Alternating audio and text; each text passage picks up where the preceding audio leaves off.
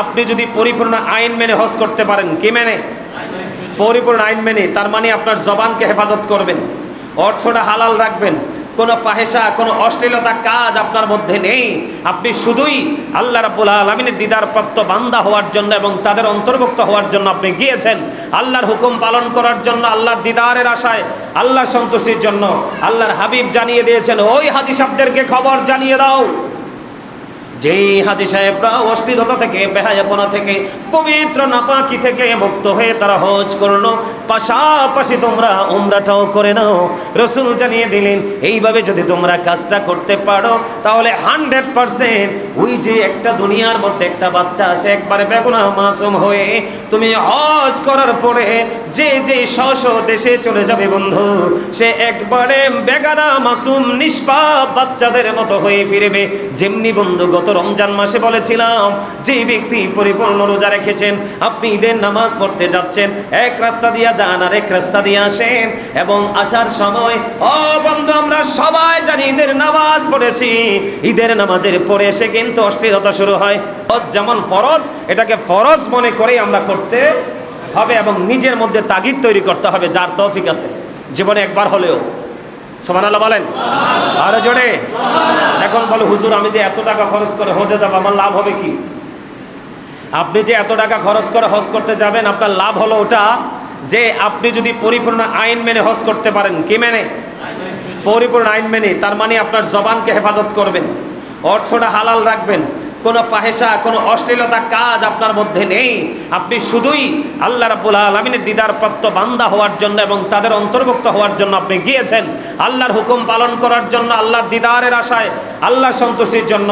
আল্লাহর হাবিব জানিয়ে দিয়েছেন, ওই হাজী সাহেবদেরকে খবর জানিয়ে দাও, যেই হাজী সাহেবরা অশ্লীলতা থেকে, বেহায়াপনা থেকে, পবিত্র নাপাকি থেকে মুক্ত হয়ে তারা হজ করলো, পাশাপাশি তোমরা উমরাটাও করে নাও।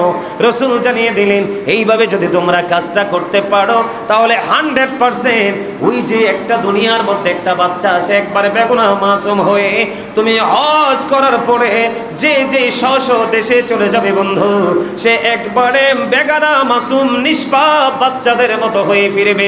যেমনি বন্ধু গত রমজান মাসে বলেছিলাম, যে ব্যক্তি পরিপূর্ণ রোজা রেখেছেন, আপনি ঈদের নামাজ পড়তে যাচ্ছেন, এক রাস্তা দিয়ে যান আর এক রাস্তা দিয়ে আসেন, এবং আসার সময় ও বন্ধু আমরা সবাই জানি ঈদের নামাজ পড়েছি, ঈদের নামাজের পরে এসে কিন্তু অশ্লীলতা শুরু হয়। এই যে ইসলামের একটা অন্যতম সৌন্দর্য এবং রোকন হলো হজ। কথা বলে না কি? হজ। আপনার সক্ষমতা আছে, শারীরিকভাবে আপনি স্ট্রং, শক্তিশালী আছেন, আপনার যে হজের যাত্রার ক্ষেত্রে আপনাকে কেউ কি দিবে না, বাধা দিবে না, কোনো বাধা প্রদান করবে না, এবং যাওয়া আসায় আপনার খরচ বেয়ার করতে বা বহন করতে আপনার মধ্যে কোনো ধরনের কোনো ক্লান্তি আসবে না।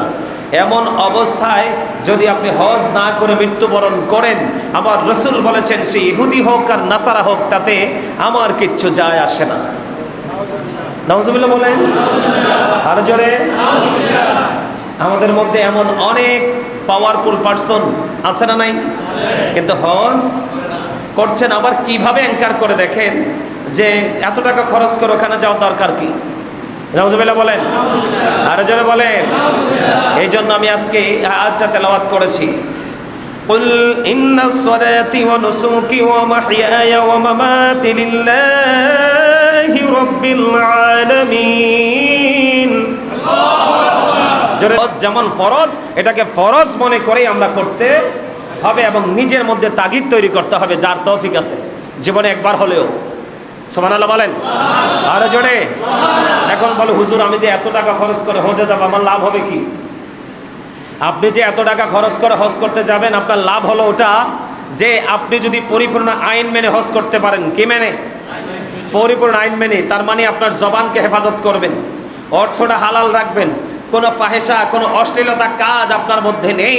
আপনি শুধুই আল্লাহ রাব্বুল আলামিনের দিদার প্রাপ্ত বান্দা হওয়ার জন্য এবং তাদের অন্তর্ভুক্ত হওয়ার জন্য আপনি গিয়েছেন, আল্লাহর হুকুম পালন করার জন্য, আল্লাহর দিদারের আশায়, আল্লাহর সন্তুষ্টির জন্য।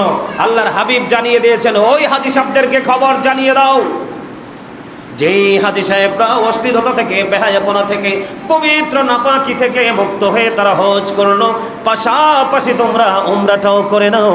রসুল জানিয়ে দিলেন এইভাবে যদি তোমরা কাজটা করতে পারো তাহলে 100% ওই যে একটা দুনিয়ার মধ্যে একটা বাচ্চা আসে একবারে বেগুনাহ মাসুম হয়ে, তুমি হজ করার পরে যে যে স্ব দেশে চলে যাবে বন্ধু, সে একবারে বেগানা মাসুম নিষ্পাপ বাচ্চাদের মতো হয়ে ফিরবে। যেমনি বন্ধু গত রমজান মাসে বলেছিলাম, যে ব্যক্তি পরিপূর্ণ রোজা রেখেছেন, আপনি ঈদের নামাজ পড়তে যাচ্ছেন, এক রাস্তা দিয়ে যান আর এক রাস্তা দিয়ে আসেন, এবং আসার সময় ও বন্ধু আমরা সবাই জানি ঈদের নামাজ পড়েছি, ঈদের নামাজের পরে এসে কিন্তু অশ্লীলতা শুরু হয়।